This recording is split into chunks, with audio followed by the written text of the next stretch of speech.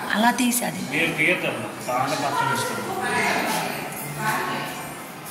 ఈయన ఇది దశావతారాల వెంకటేశ్వర స్వామి దేవాలయం రామావతారం. ఇది కూర్మావతారం.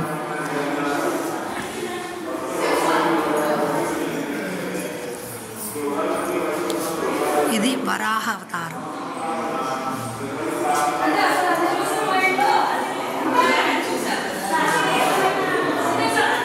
ఇది నారసింహస్వామి అవతారం.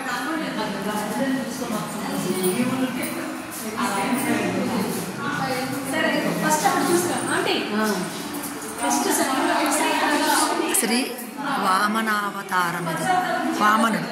నిన్న మనము నారాయణంలో చెప్పుకున్న వామన చరిత్ర, వామన అవతారం. అదిగోండి ఆయన ఎలా ఉంటాడో పొట్టివాడుగా అలా పట్టుకొని దండం పట్టుకొని ఉంటాడు. ఇది వామన అవతారం. మనకి దశావతారంలో ముఖ్యమైనది వామన అవతారం. వామనుడు వచ్చిన తర్వాతే ఈమె భూదేవి అమ్మవారు.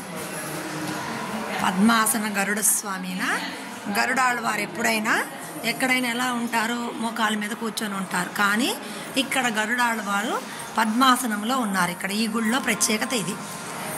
పద్మాసన గరుడ స్వామి.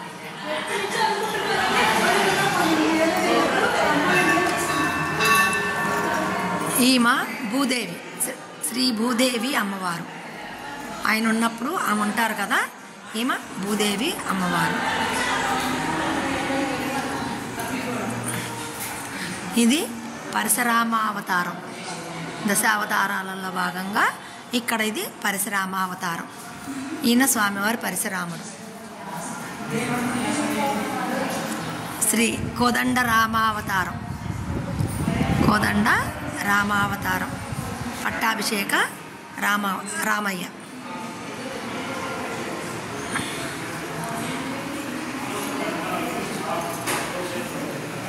ఈయన బలరామకృష్ణ అవతారం. బలరామకృష్ణ అవతారం. కృష్ణుడు బలరాముడు అమ్మవారు. ఈయన కల్కి అవతారం.